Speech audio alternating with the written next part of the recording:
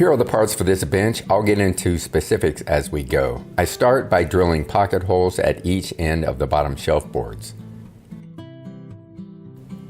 I'm drilling pocket holes in the bench seat boards and using the blue pocket hole screws made for outdoor use to attach them together.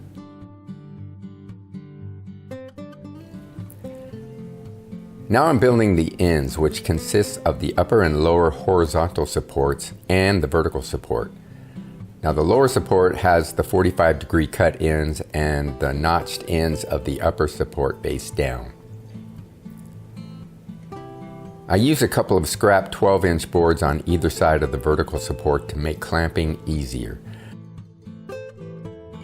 Then I drill 2 pilot holes for 2.5-inch deck screws at each end of the vertical supports.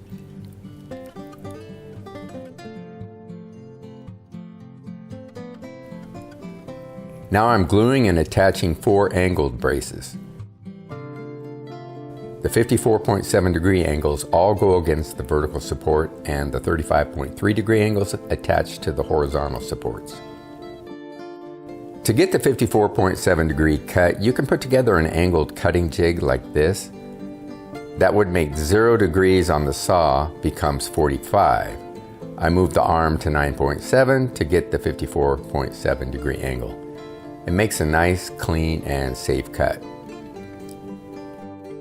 Then I can cut the other end at the 35.3 degree angle.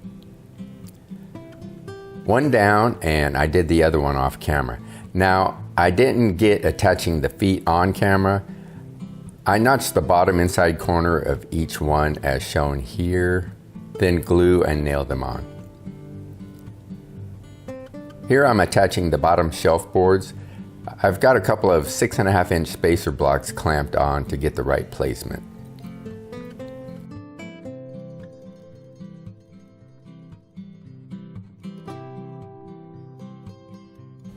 Now I'm placing the seat on top and using 2.5-inch deck screws to attach. I've pre-drilled pilot holes and put 2 screws in each board.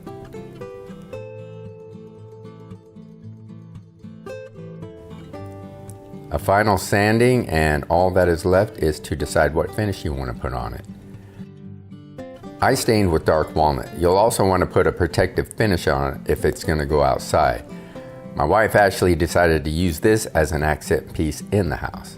Give this build a try, it's only a few boards. Hey, thanks for watching. I'll catch you guys on the next video.